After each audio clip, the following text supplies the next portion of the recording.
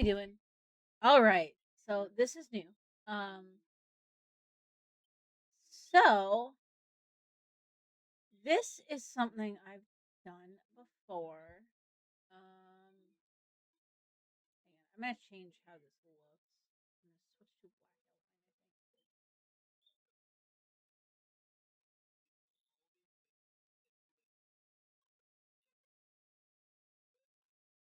There we go. Okay, that's a little easier to see.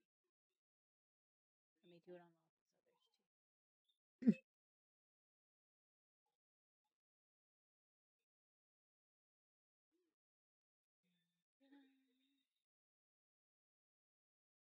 So I'm doing today. I am doing roll a game. ICUC.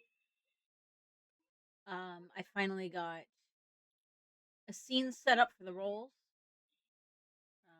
We won't be able to see the die, but I need to get a second camera for that, and probably a mount. So we'll see how things go, and maybe I'll look into that. Okay, so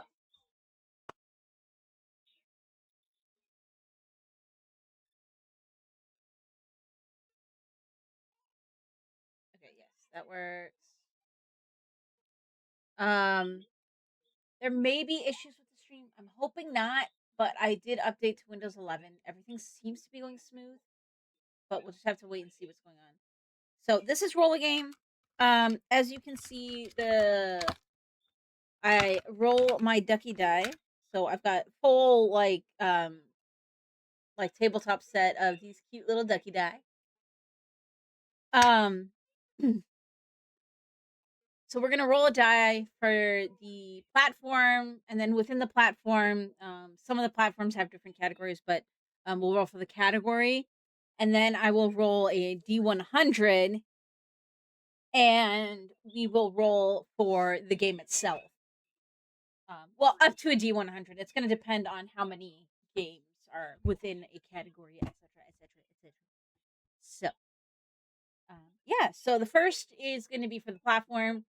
So I've got Steam, GOG, which holds GOG and Epic, and potentially Ubisoft. But the big ones are going to be the GOG and the Epic games. That's where I have a lot. Amazon games, and then the Switch retro emulators. So those are the categories. So the Switch category is specifically the for the retro emulators on the Switch too. So yeah. Okay, so first it's going to be a D4. I will be rolling them down onto the floor beside me just because that'll get a more randomized roll than trying to roll onto a tiny little square on my desk. So let's go with a D4.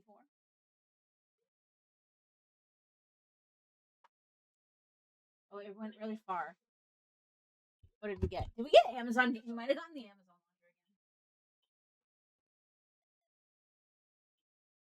again. It is a 3, which is Amazon games again.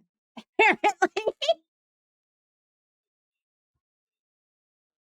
So of course it's Amazon games. All right.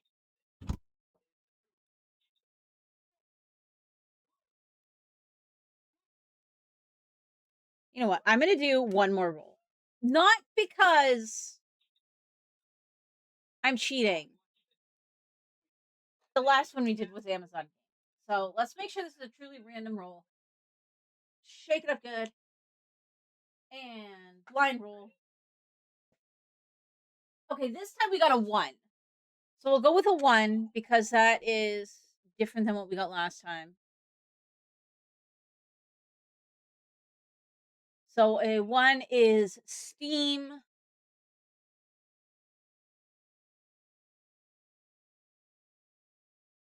Okay, so these are the ones I have for Steam. So I've got a D10 here somewhere.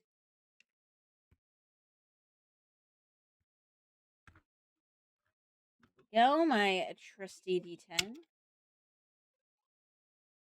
Ducky included.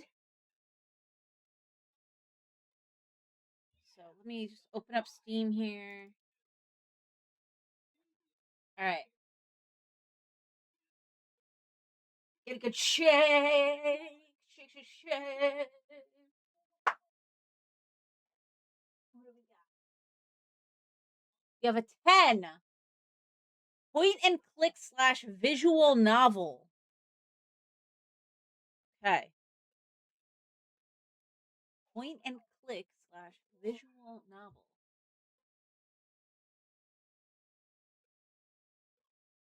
All right.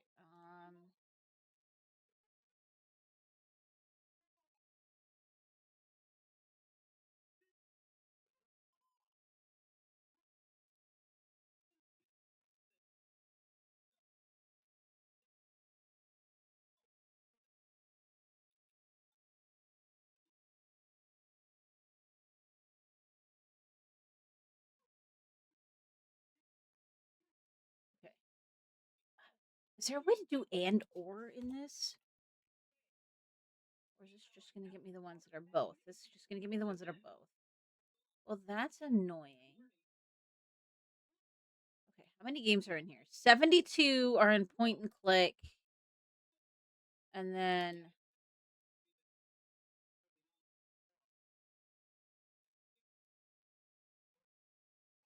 you know what? I'm actually going to hang on. I have an idea here.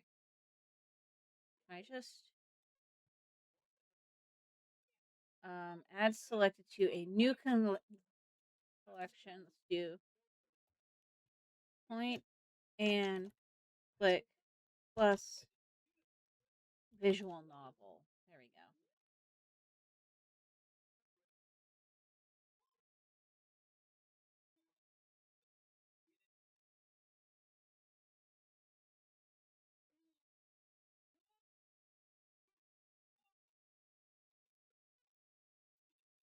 Okay.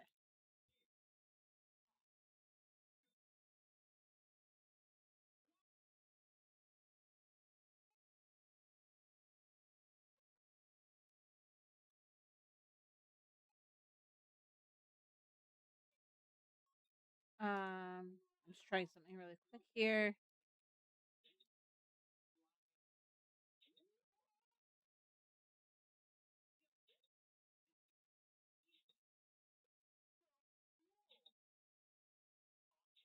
I'm trying a dynamic collection. We're gonna see if this works the way I'm hoping it does.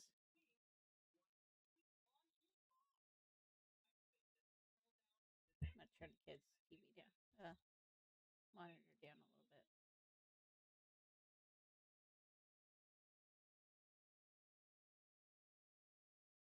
There are some in here that I've actually been wanting to play, and then there's some random stuff that I've gotten through bundles or like whatever other free options.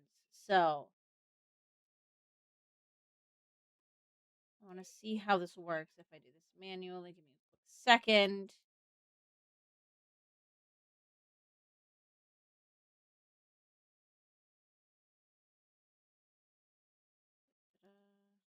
It doesn't the X's because the names of the games are all. I added the games manually, and now I'm trying to.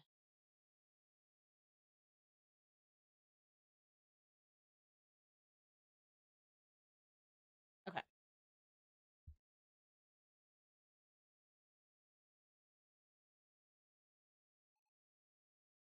No, it's not. This is so annoying. Okay, I'm gonna have to do this manually then.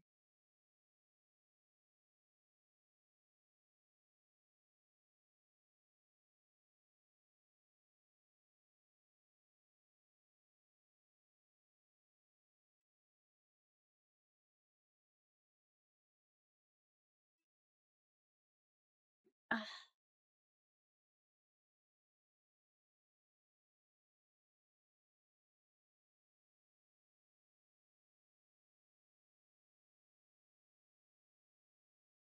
okay, let me do it semi manually then. We'll do this. We will add all of these. Add to point and click and visual novel. And then we'll take that off.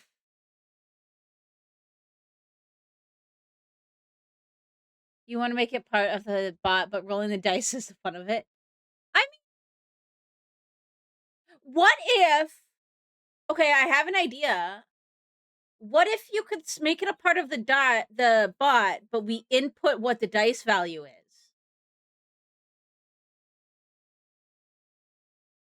So instead of the bot randomly picking a game, it would just sequence them maybe by by title, order them by title or something, and then just like pick like say like the 61st one or something. That would be a way to do it. The only problem is getting that to work with all the systems. Although even if it was only for Steam, that or Epic slash the GOG slash Epic, that would be useful. No, the problem is, Muxy, and you can help me look into this later, is like because there's dynamic collections. But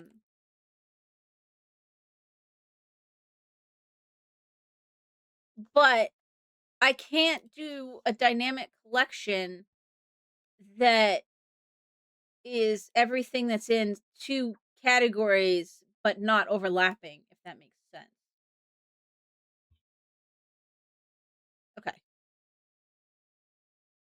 Look into finding one way and then we brought in it. Yeah. Okay, so we have point and click slash visual novel. We have 84. So I will roll a D100. And if we are above 84, then we will, if there's anybody here that wants to do viewers pick, then we'll do viewers pick. Otherwise, I will just roll again. We'll do it that way. So I am going to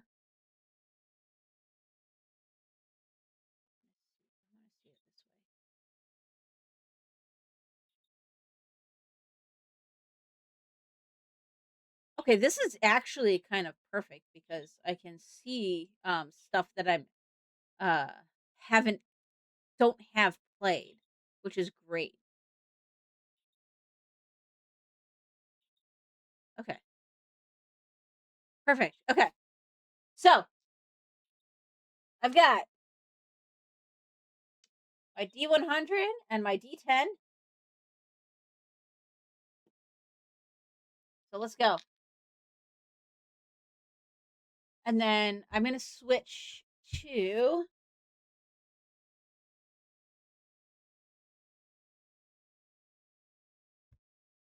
let me maximize this.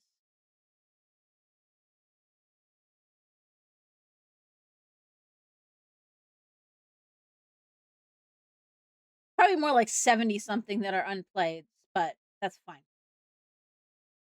Okay, here's all my unplayed games.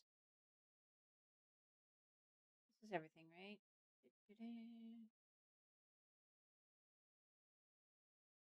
Why does this not seem like everything?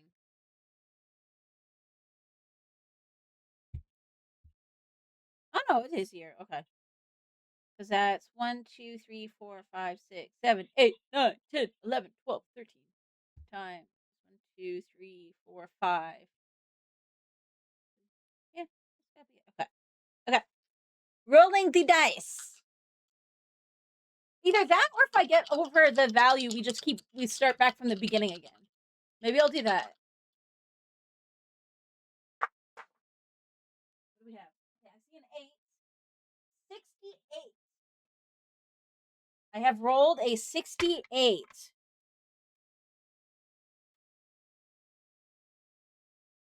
68. I know that I might not be lining it up, but that's what I rolled, was a 68. All right. Okay. 1, 2, 3, 4, 5, 6, 7, 8, 9, 10, 11, 12, 13, 14, 15, 16, 17, 18, 19, 20, 21, 22, 23, 24, 26, 27, 28, 29, 30, 31, 32, 33, 34, 35, 36, 37, 38, 39, 40, 41, 42, 43, 44, 45, 46, 47, 48, 49, 50, 51, 52, 53, 54, 55, 56, 57, 58, 59, 60, 61, 62, 63, 64, 65, 66, 67, 68. Werewolf the Apocalypse, Heart of the Forest.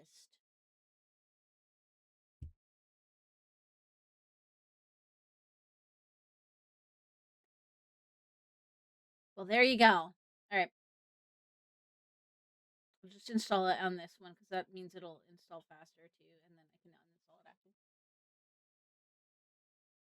While this downloads, I'm gonna look up how long to beat for this.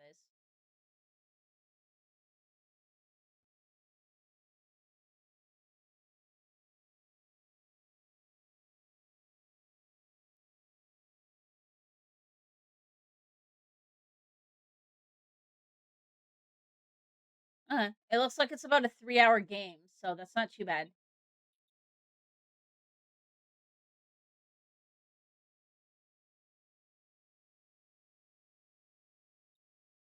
All right. I'm not looking up anything else about the game. Let's just see what this is then. I don't know what this is, like, at all. I probably got this key with Humble. So. Oh, I meant to, like, show you guys what I was seeing. But.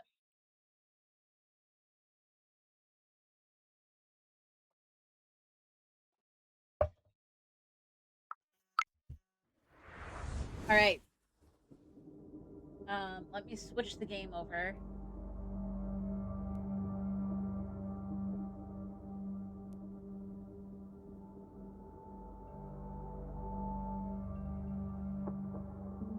Okay.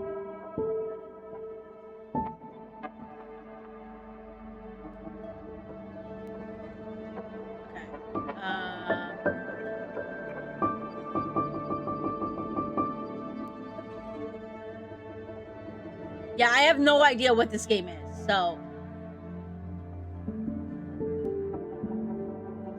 But that's part of what I like about doing this, is that I don't know. Okay, and I see you guys can hear everything. Let me know if you guys notice any issues, because this is new installed Windows. Not a new install, like, I just,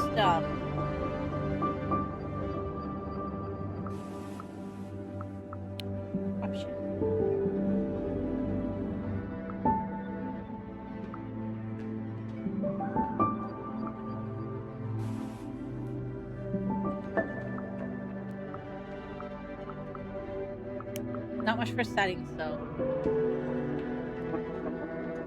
Worst case, the game is too loud. It does sound a little loud. I am reducing my headset. So let me actually put the headset back and let me change the volume. I mean, you guys know me. I usually like my music around 50%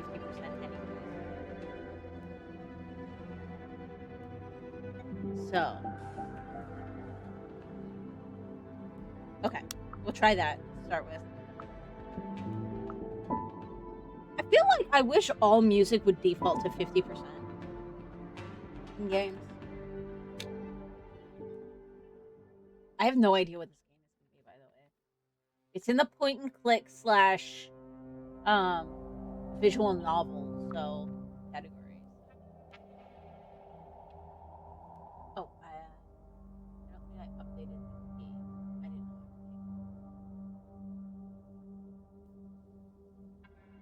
Oh, it did. Okay. It was still wrong in OBS.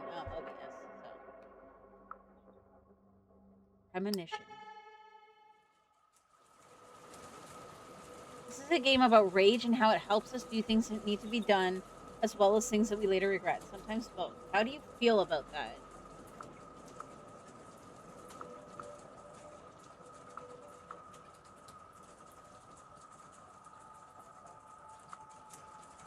Okay, lose or gain points.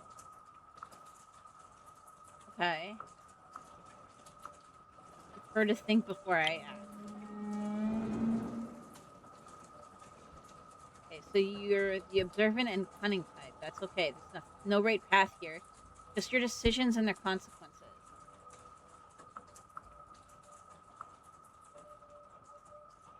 Let's just follow the path and see where it takes us.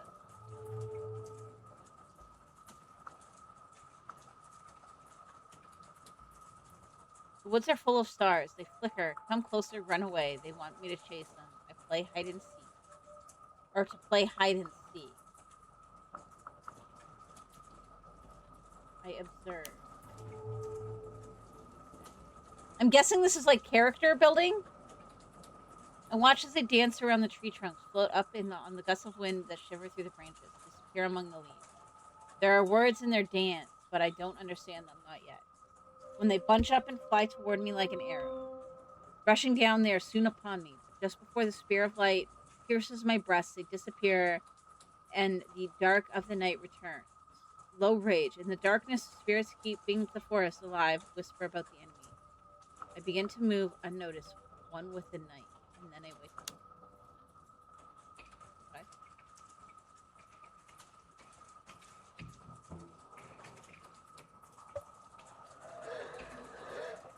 Confused, I open my eyes. The forest around me is thick, dark, and reeks of decay to such an extent that it's hard to breathe.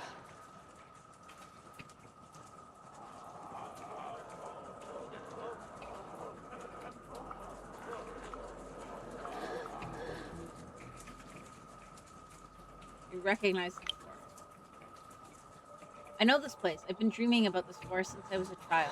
The tree trunks wrapped tightly in dark-leaved ivy are covered in ripples of lichen where the vines haven't taken hold. The thorny, leafless bushes at their base are overrun with nettles. The fungi radiate with a bluish, sickly green light. Dark sponge-like mushrooms cling to the fallen trees.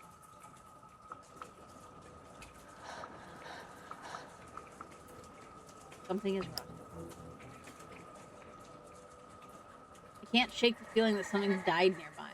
I mean, well, we smelled decay.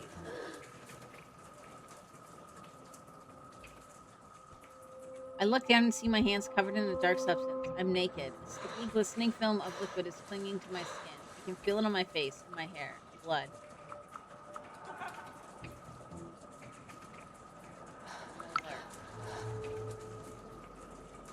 Nature is never quiet. The leaves rustle in the wind. Small creatures scuttle in the undergrowth. There's a whisper. I don't understand what it means. The word resonates in my head. The root. Who said that? There is a severed head right in front of me. Some choices are hard to make, and they strain your willpower. Okay. Touch the head. I'm gonna touch it.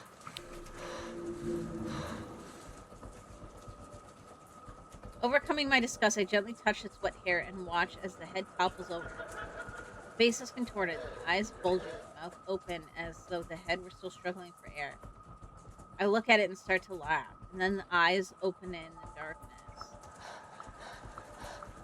Who is it? I can see their silhouettes, shades of jet black against the darkness. They smell of fur and moss and bloodied earth. Massive creatures, some with horns, some with antlers. Their eyes burn like small fiery windows into hell. I look at them, and something inside wakes me.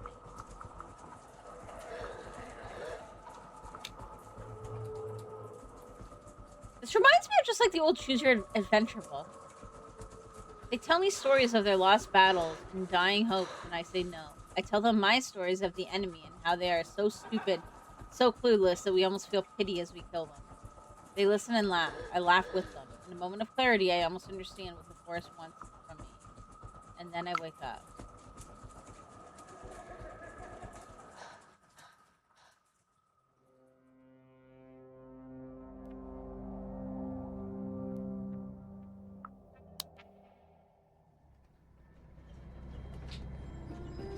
Maya, wake up. I opened my eyes. My neck was stiff. I stretched lazily as I assessed where I was out of the corner of my eye. I wasn't in the forest anymore. I was in a bus. The sun streaming through the windows was making it hard to see. The girl next to me was touching my shoulders in distress.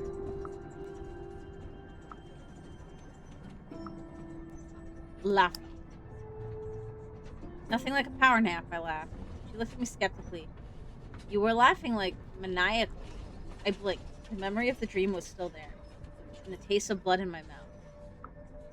Look outside.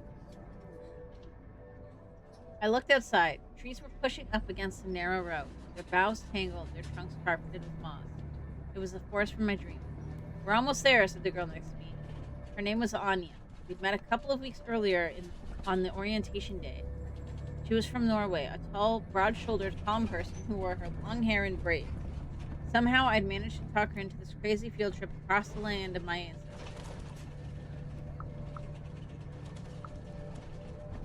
She seemed excited.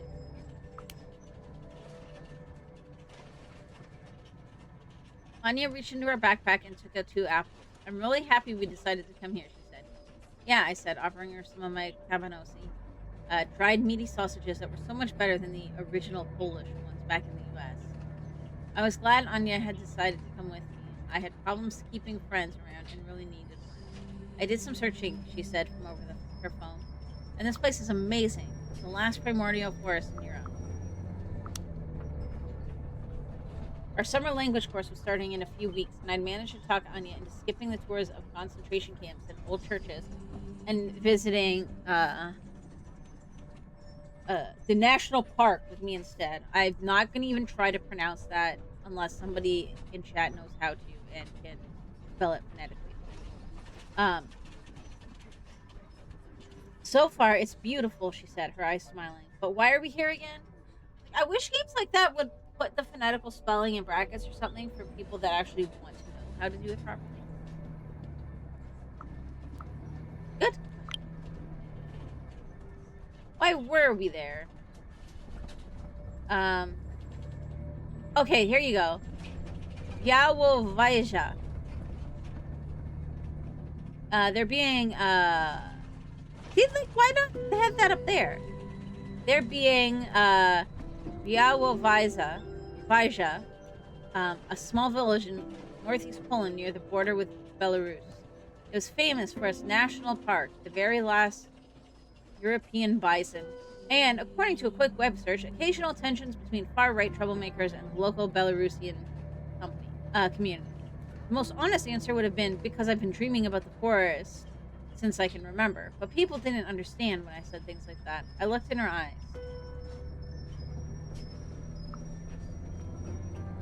Not as much as I could.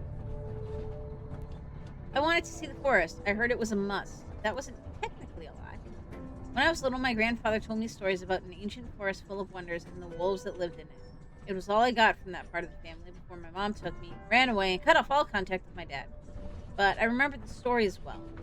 And I remembered the name of the forest.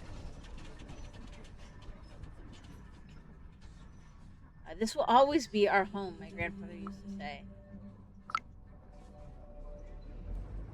Anya fell silent for a moment. I think it's great that you come from such a magical place, she smiled. The last ancient forest in Europe, thousands of years old. I wasn't sure if I was fond of that magic, but it was hard to ignore. And that was precisely why I needed to do something, anything about my future, the damn forest and my weird-ass family.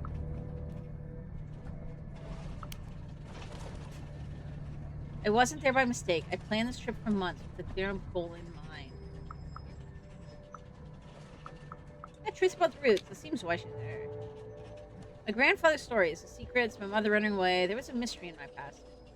It was time I uncovered the truth about who I was. There was a mystery to uncover and an adventure to be had. I couldn't wait.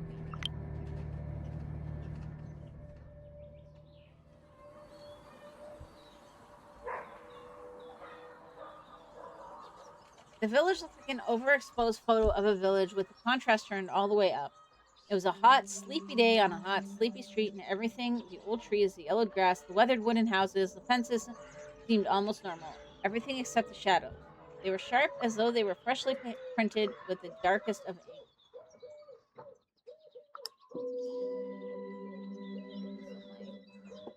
For a second, I could have sworn they moved, but then I realized it was just a black cat walking down the sidewalk. When it saw me, it stopped in its tracks. I tried to pet a kitty. I pet a kitty. Here, kitty, kitty, I said, squatting and reaching toward the cat. It rammed me affectionately with its head and started rubbing against my leg, totally ignoring the outstretched hand. Hey, Maya? Anya said, looking at me surprised. Didn't you say your friend would be waiting for us? But he wasn't there, and the cat was still staring at me. Let's go, Anya. Anya put it on her backpack. I'm tired, and I really, really need to find the toilet. I just realized I forgot my water in the bedroom, and I don't want to get it because the kid's up there. For a moment, I was tempted to just get out of the sun and worry about my missing friend later.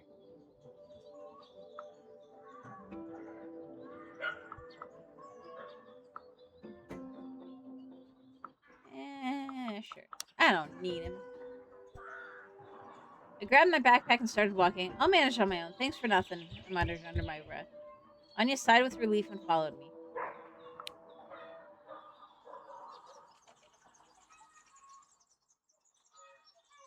They had a few hotels and hostels, but the preferred form of accommodation was bed and breakfast.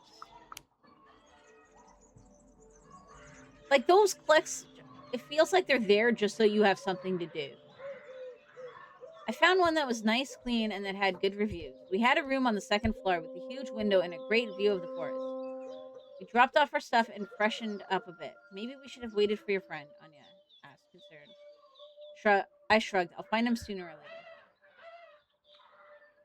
Before you go, you should check out your character sheet. Look for it on the upper right corner. You can find a load of useful info. Check who your friends and who your enemies are.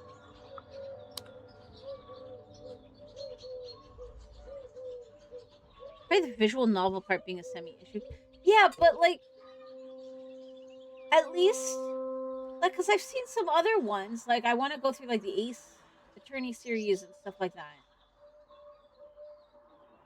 So it's like, I just feel like if your visual novel is going to be this much of just non-choices, why not just make it a book?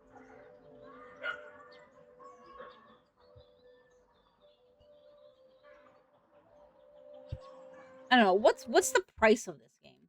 That's what I want to know. How much does this game cost? $15.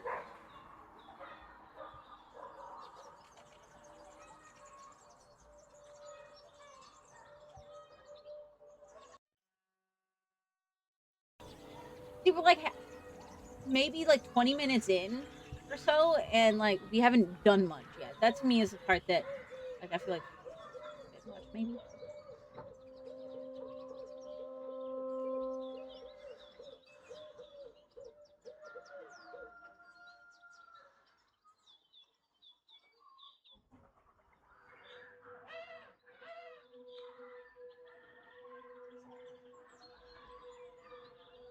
So like there are goals and stuff. So it's a quaint tourist town.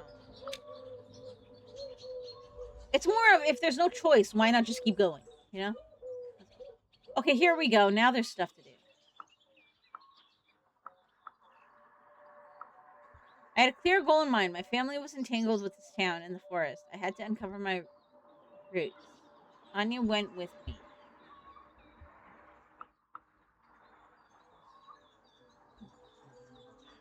I mean, we'd probably start with the town because that's where we are. If we're getting the gameplay now, then that's probably a little better. As we walked through town, Anya nudged me and pointed at a tall, broad-shouldered, freckled guy standing at the bus stop with a lost expression on his face. I remembered his face from the pictures on social media. It was the friend who stood me up earlier. Say I was glad to see him. Bartek, I waved to him and smiled. Sorry I missed you earlier. Maya, what are you doing here? He blurted with surprise when he saw me. I was sure you were coming on the later bus. We started walking and talking. His accent was broad and East European. I flooded him with questions. Luckily, he loved talking about his home, so when I flooded him with questions, he kindly obliged.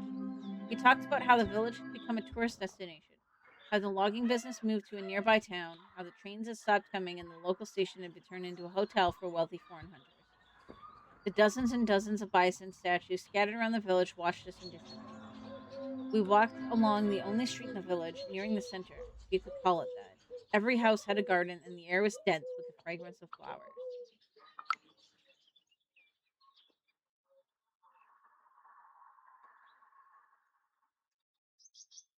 So, did you manage to trace the name I gave you? I asked.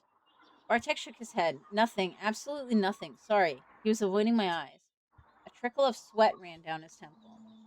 He looked afraid. What's up, man? I smiled. Spill the beans. I'm a big girl. I can take it. But he just clammed up. You know what? I think you should drop it. I stopped. He was scared of something. I turned to Bartek and touched his arm. What's eating at you, man? He shrugged and shook his head. You can tell us, Anya said gently.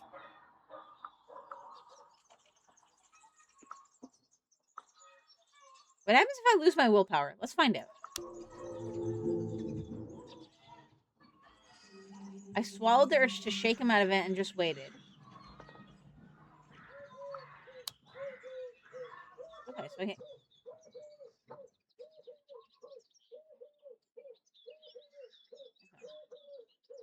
it took him a while before he finally opened up.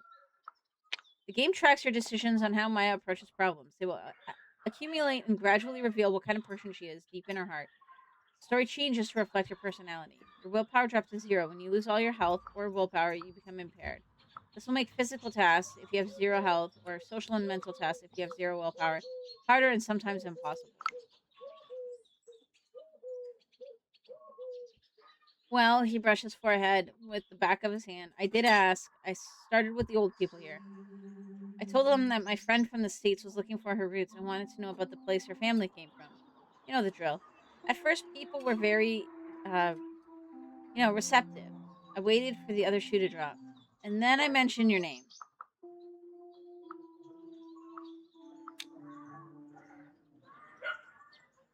Bartek, no dramatic pauses, please, I urged him. The tension is killing me. One of the old men here told me to go to hell. The other spat on the ground, and his wife crossed herself. For a moment, he looked younger and smaller.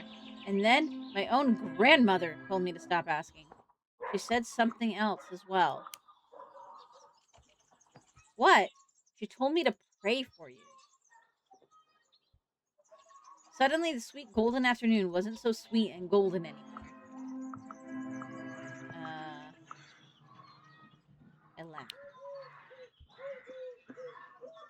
Nicely done, I punched his arm and laughed. I almost thought you were scared of me.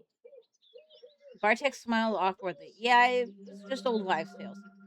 Look at me, I winked at him. Do I look like the big bad wolf to you? We walked in silence, but my mind was in overdrive. People didn't want to talk, and that could only mean one thing. I was on the right trail.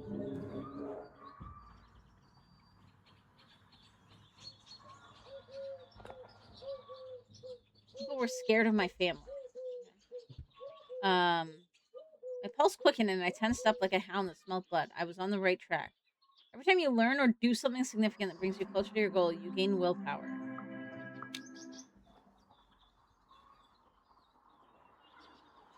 Time to see the sights, I nodded at Bartek. Show me everything this place has to offer. We walked through the village, bathed in the sharp rays of the summer sun. It was a lazy afternoon, disturbed only by the occasional passing car, throwing up clouds of dust that hung in the air long after the vehicle was gone. Anya was walking close to Bartek, asking him about every little detail in the village. People were waxing or working on their yards. Dogs were barking, and every cat we passed froze to look at us. People seemed quite friendly, though. Some of them smiled at us as we passed by, and every once in a while we stopped for some small talk with people who knew Bartek.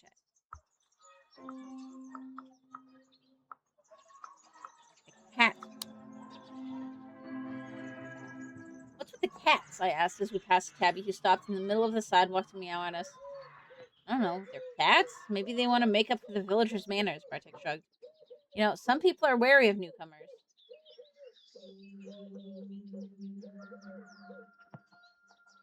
Yeah, tourists could be assholes. I understand, I sighed. Tourists can be assholes. Yeah, but there's not only tourists here, Bartek scratched his neck, embarrassed by the topic. There's a small conflict around the forest, and it's attracting some weird people. Activists, reporters, bored rich kids, he said, as though his dad didn't own multiple businesses. People like that, and they're getting on the locals' nerves. Fair enough. Anya's an activist, so. I nodded. It didn't explain the cats, though. Well, you're not one of those crazies, and you're, like, almost local, he smiled. So what would you like to see in the village of your ancestors? Okay, what do you suggest?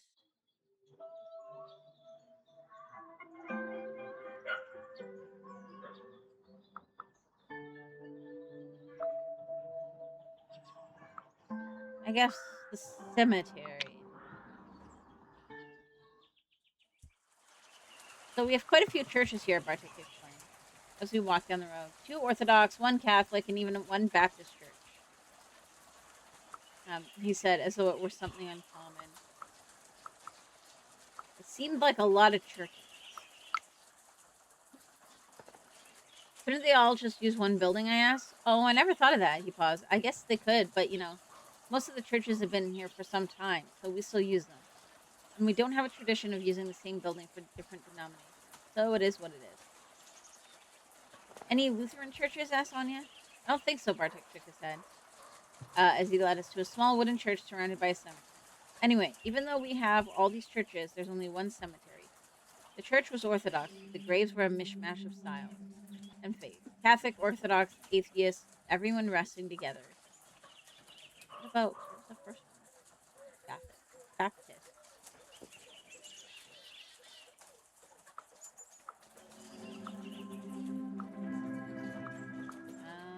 Reminded me of a forest. Like in the forest, I said, looking at the spruces growing among the graves. It's full of death. What's fallen stays where it fell. There's all kinds of trees, bushes, and animals, and life is growing out of it all. Bartek didn't look convinced. Yeah, maybe. He looked at the cemetery, and for a moment he seemed lost in his thoughts. All of my family lies here, he said. I mean, the ones that are dead. Hey, what do you think? What do you think happens when you die? I don't know. I don't really know, I laughed. I mean, I feel like there's something more, But I don't think any religion really got it right. My mother raised me as an atheist, so I just try to live and have fun. Bartek nodded. I understand. Sometimes I'm not very sure either. He looked over the cemetery fence. Well, anyway, this is it. The spiritual heart of the town. We can go see something else if you like. So that's where we stood. I wanted to go in, and he was clearly scared to let me enter the cemetery. I mean, let's just go in. Not so fast. I wanted to look for my family here, remember? I smiled, opening the gate. Bartek shifted uncomfortably. I don't know if that's a good idea. He's hiding something. You found it. My family's grave. Maybe? So what are we waiting for? He mumbled something and led us through the labyrinth of graves to the far end of the cemetery. The walkways were very narrow, and the whole place seemed quite chaotic. Catholic crosses, Orthodox crosses, no crosses at all, huge statues and simple gravestones, graves you couldn't see because of all the flowers, and graves that seemed completely forgotten. And then I saw the woman. Tall, broad-shouldered, and long-legged, with gray dreadlocks pinned to the crown of her head. She must have been in her late 40s or early 50s. She was marching through the walkways with fury in her eyes. Bartek quickly stepped between the graves to get out of her way.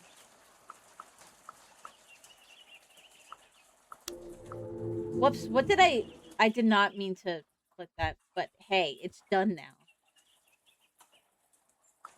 I didn't see any reason to move out of someone's way, so I didn't. Are you lost? Asked the woman in Polish, looking at me with surprising concern.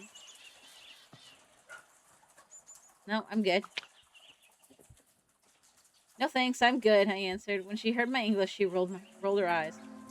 Good, she said, and kept walking, only to stop after a few steps. Hey, are you with Cornell? What? She shook her head. Never mind. Have a nice day.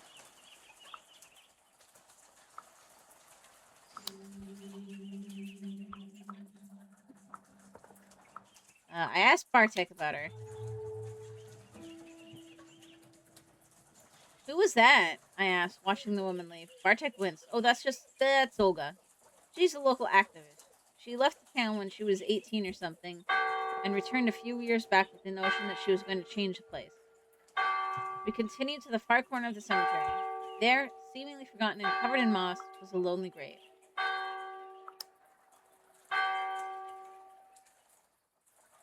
Well, thank God. I was like, is that bell just going to continue? The tombstone was broken, deliberately. Someone had obviously smashed it with a hammer. The plaque was also damaged. Someone had tried to scratch out the name, but the letters were still visible. Like, why does this have to be step by step? Just give me the text. There was a circle of coarse salt around the grave. I'm sorry, Bartek sighed. I didn't want you to see that.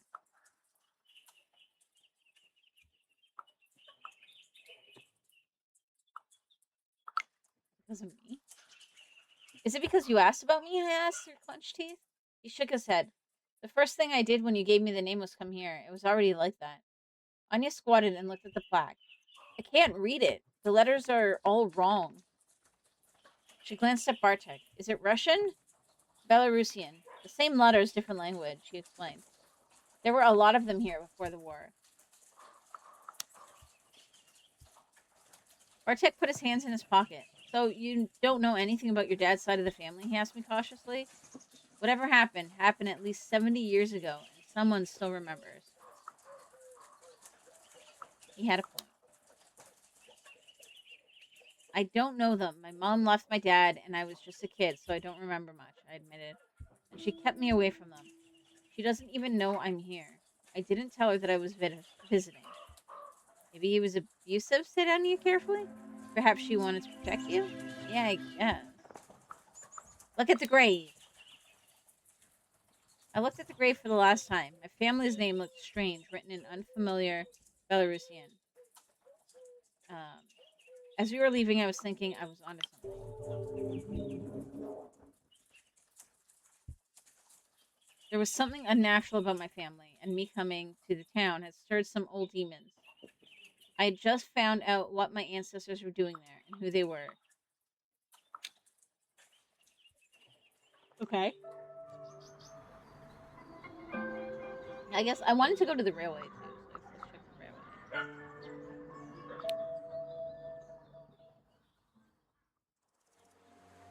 Bartek wants to show us the most picturesque spot in the area. Maybe that's not the right word, he said, frowning. Well, it's not like it's that beautiful. I have a hair.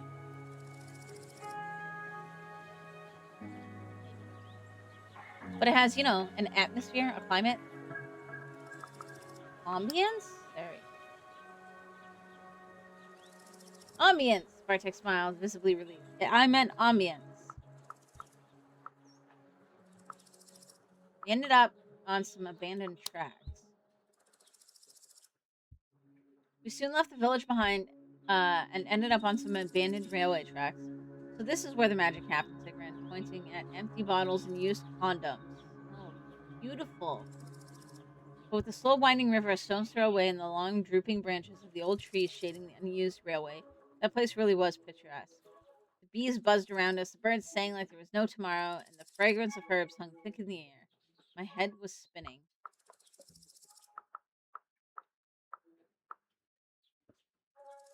Why was the track banned? Why is the railway no longer in use? I asked Bartek. I wish I'd been able to come here by train. The bus was awful. It was a cargo line, he shrugged. Where are we going? I asked, dropping the subject. The line ends at an old train station, but it's a long walk from here. They turned it into a hotel. You can even spend a night in a luxury train car that belonged to Tsar. It's a tourist thing. When we entered the dense copse, we noticed a woman standing among the trees. Hello, Bartek, she said. The woman looked like she was in her late 30s and was the most beautiful person I'd ever seen. She had a perfect hourglass figure, long braids, and the most stunning cheekbones. Her eyes, slightly slanted, were a weird shade of blue, and they seemed familiar. She was looking straight at me. It was a challenge. Sure. I saw a challenge in her eyes, and I felt the hair on my neck stand on end. Hello, Elizabeta Danilovna, answered Bartek. I could hear something in his voice. Was it fear? Respect? I can't quite place it. She smiled. I'm Lisa, she said, looking at Anya, and then again at me. And you must be Bartek's pen pal, I assume. The one who's searching for her ancestry? How did she know? How did you know that? I asked, suddenly wearily. Oh, I know everything, she answered, and smiled even more broadly. Oh, come now, don't look so scared. Bartek's grandma's my friend, and she's, well, talkative. Do you mind if I join you? Sure. I was about to forage for some plants in that direction. She lifted a basket she was holding in her hand. The path was too narrow for all of us to walk together, so at some point I found myself walking with Lisa. She would squat from time to time and collect some herbs. So you're looking for your roots, she said after a while. Why? Why was she asking? What's it to you? I asked back. I could use any help I can get, just as long as there's no strings attached. She laughed a throaty laugh. You're a smart one, aren't you? Sit down with me. She nestled among the roots of an old tree, reached into her basket and took out a blunt. Let's have a smoke and I'll tell you a story. She noticed when I hesitated. You need to hear it. Sat down. Lisa let out a cloud of smoke and started talking. From what I learned about from Bartek's grandma, you're asking the wrong questions about the wrong people. Okay, why shouldn't I be asking about my family? But not the right branch of the family, she said. Your grandfather wasn't from this village. This is a tainted land, girl, she continued. So much blood was spilled that Pusha almost lost her mind. Huh?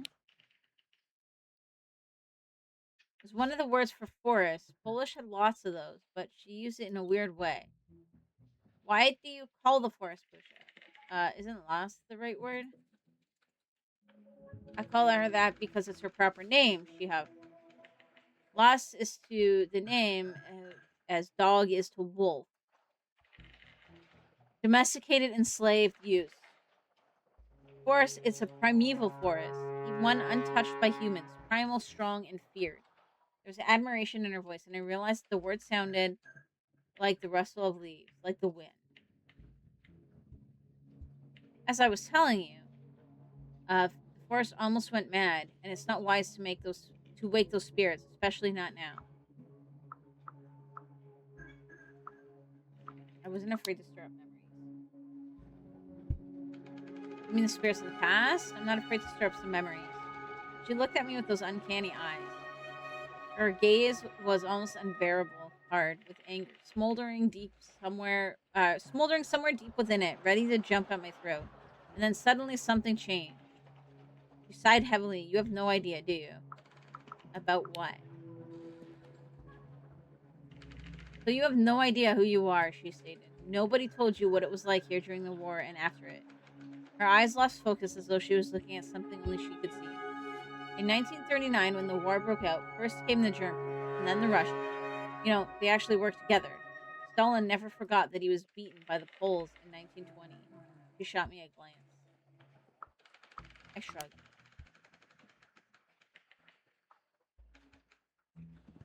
Oh, you have no idea what I'm talking about. It doesn't matter, really. She took a drag. Anyway, many millions of lives later, Stalin and Hitler stopped sleeping together, so to speak, and the Germans came. And then the Russians again. And then there were the forest soldiers. The forest park got my attention. I noticed so she would continue. The forest park got my attention. They started as Polish soldiers, but then the war ended and they became guerrillas to fight the Russian occupation, and then they ended up as desperate bandits, she sighed. For the people who lived here, they were all the same. Germans, Russians, forest soldiers, they killed, they maimed, they tortured, and burned villages. It didn't matter what language they spoke.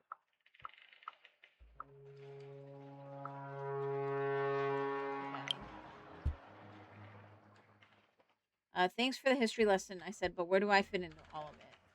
My great-grandparents were from here, she sighed. After the war, there were some changes, and my whole family was sent to Siberia to die. My grandmother was the only one who survived. She met a Buryat shaman, and here I am. But your story is tangled with all of this. She looked straight at me.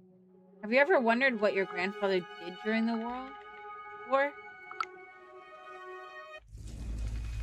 I wanted to answer, but suddenly I felt dizzy. The smoke from her joint smelled funny. A forest moss, strange herbs, and ash and blood.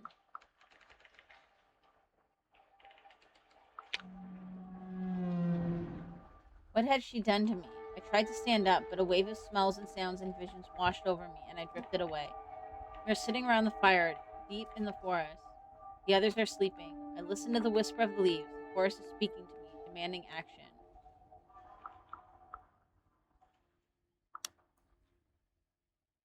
I understand what has to be done, even if I find no joy in it. Soon I will wake the others and tell them the plan. Tomorrow we're going to burn a village. I sit by the fire and listen to wolves howling to the moon, weeping for their slain brothers and sisters. When I came to my senses, Lisa was still looking at me.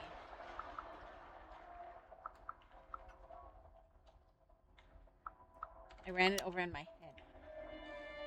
I understood what you're saying. I looked at her. Something from my family's past cast a shadow on my future? She shrugged. I've told you everything I know. If you want more, talk to my girlfriend. We'll be at the logging site tomorrow.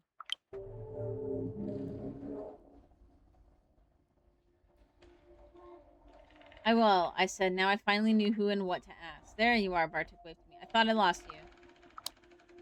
Okay.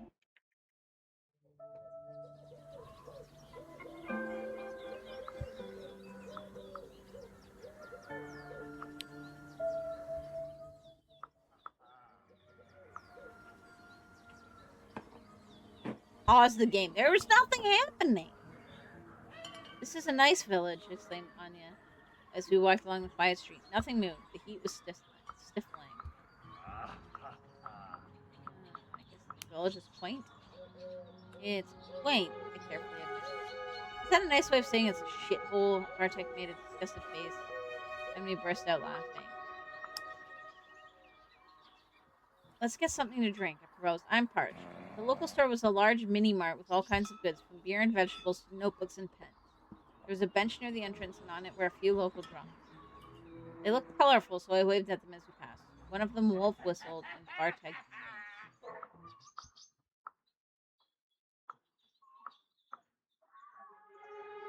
Sure, let's joke at them. Who are you? I laughed at them. The local bums of the year? You must be so proud. Hey, shut it, one of them shouted back. Have some respect. Oh, I'm so sorry, I said with feigned sympathy. Did you manage to lose that competition as well?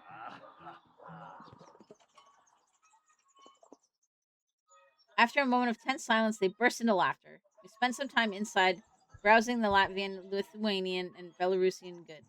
Why was there almost nothing Polish here? And who in their right mind drinks coriander soda? I was putting the soda back on the shelf when we heard a commotion coming from outside. Some slurs, some curses, and a clear, mockingly polite, I'm so sorry, darlings. I don't understand. Do you like my skirt? Ah, fuck, Bartek muttered under his breath. Tried to stay out of it.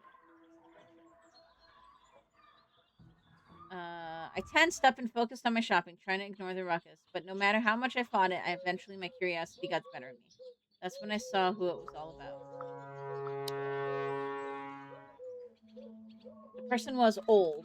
Not helpless granny old, but old with deep wrinkles and a narrow mouth. They had the unisex grace of a tired heroin-preserved rock man. Their shoulder-length disheveled hair completed the look. They looked out of place.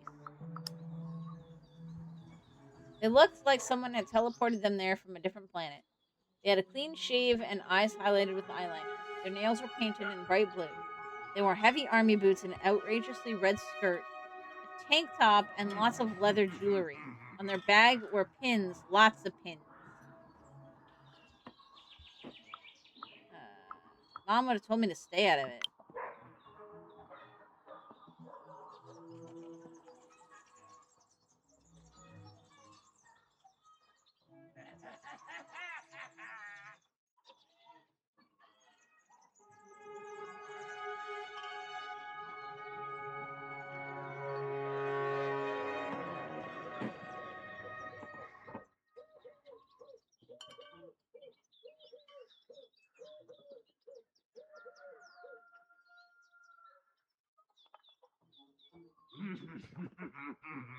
Don't get involved, my mother always told me. You keep getting into trouble. You don't want to get into trouble abroad, where there's no one to help you.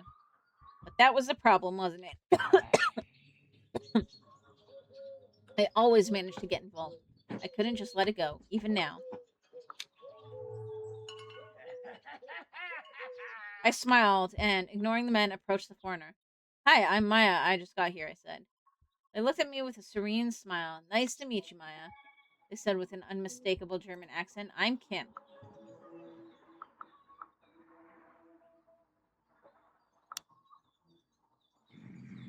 Are they bothering you? I asked, trying to make my voice as polite as Kim's. It wasn't that hard. My heart was beating fast, but I had it under control.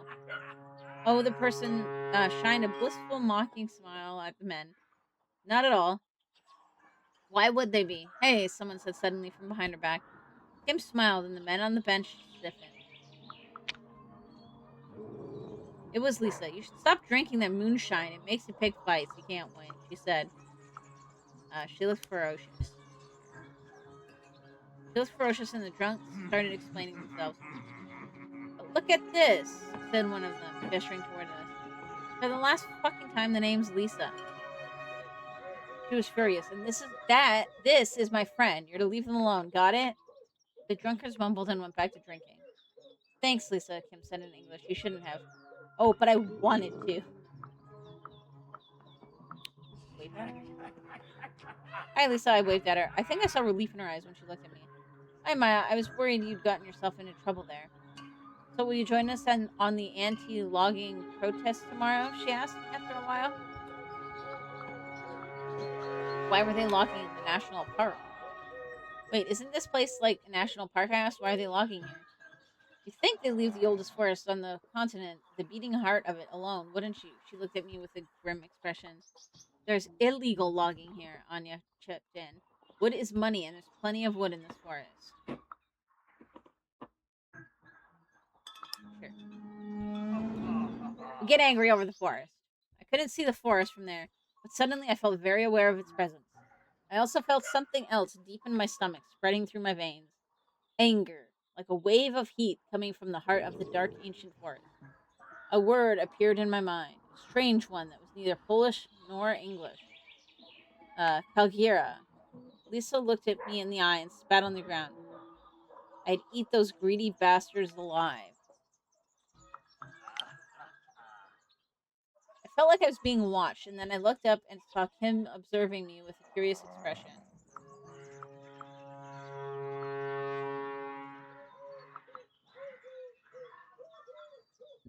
They were hiding something.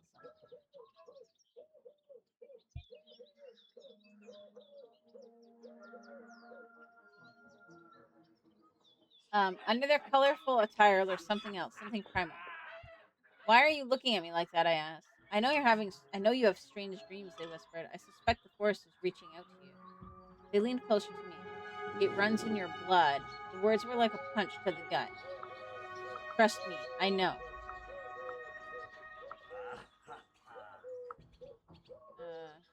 I still have an extra one, so. Who am I? I asked quietly.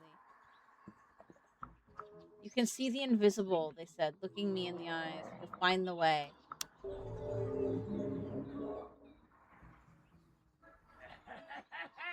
I wasn't making that up. There was something strange in my family history, and there were people who knew what was going on. Before I could ask more, Anya and Bartik approached, and Kim shook their heads, silencing me. Meet us tomorrow at the logging site. They blew me a kiss, put their arm around Lisa, and walked away.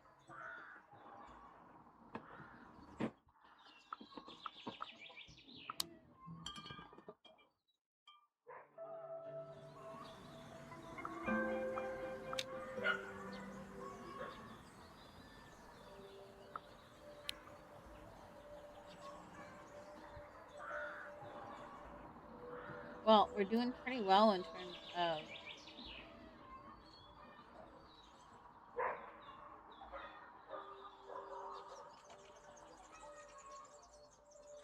neutral with everybody, apparently. The B&B was quaint. I left Anya and Bartik outside. They looked like they needed some time alone to say their goodbyes. When I got out of the shower, Anya was back, smiling and a little flustered. What a day, she smiled. So, what do you think? Um,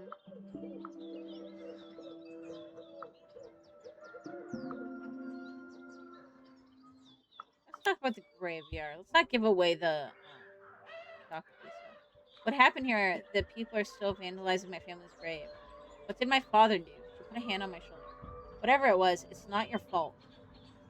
It wasn't, but it could be my responsibility.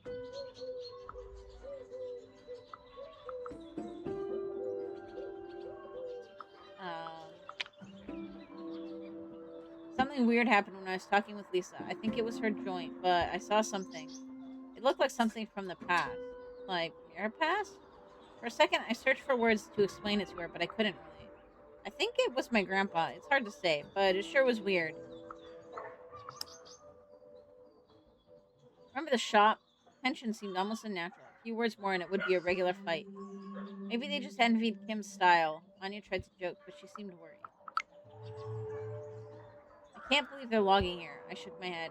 Isn't the forest on a UNESCO list or something? Yeah, I know. I wanted to check out this protest people were talking about. Maybe we could go there tomorrow. You know what? I'm seriously tired. Let's call it a day, shall we?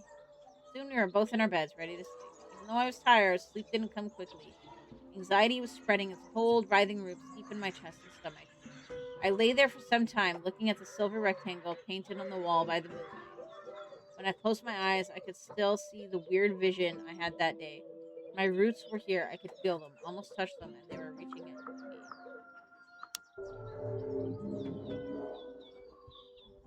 I felt that the answers I was looking for were within my reach. I just had to go and see the logging protest, meet the right people, and make them talk. After a long while, all these thoughts became blurry. They slowly started to turn into pictures, sounds, and colors.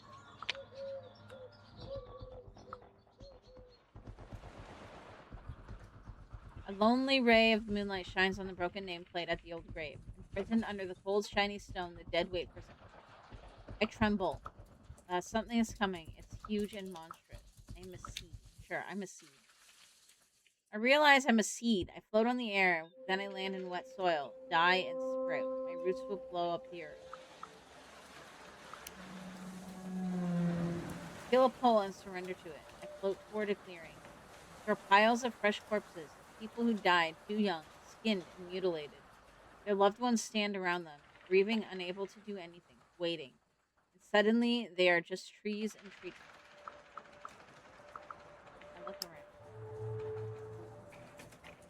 I look around. My nostrils flare. Who did it? Who murdered the trees?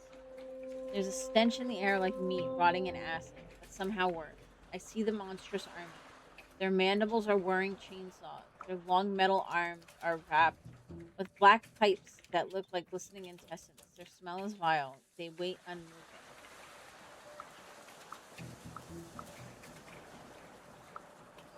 Charge at them. I try to breathe through my mouth as I run toward the machines. I hit and kick them blindly, screaming at the top of my lungs. And in my own screams, I hear strange whispers. They tell me to look at the sky. There, between the stars, two shapes circle each other, an old, sad wolf with gray hair and a white weasel. They keep their eyes on one another as they continue their dance, suspicious but not hostile. We need to fight the enemy, the awful rotting stench. I know that much. But how can we do that when we don't trust each other? They stop. They look at me in the clearing.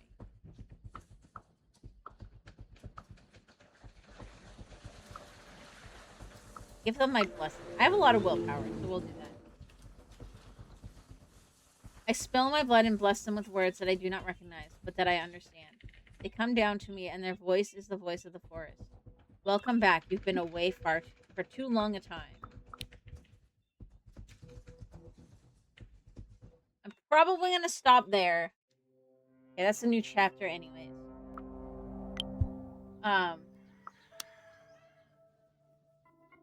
Yeah, this game is kind of interesting.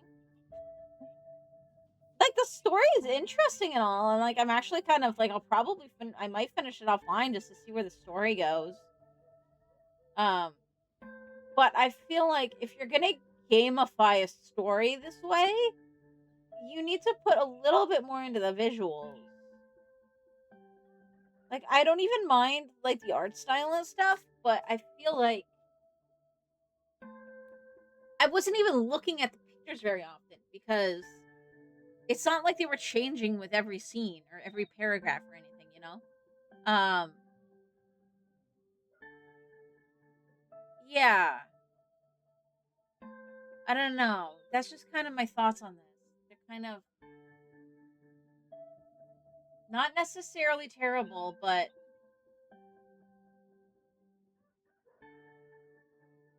okay, for getting it for free, essentially, you know, playing through it, I'll probably play through it. Would I pay $15 for this? Probably not.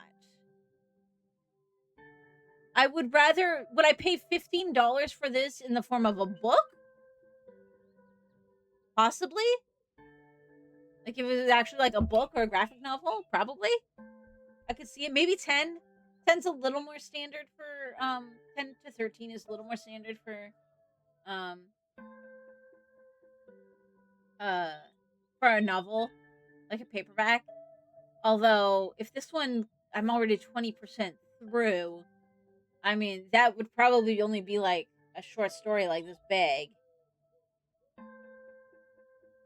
So probably like 5 to 10.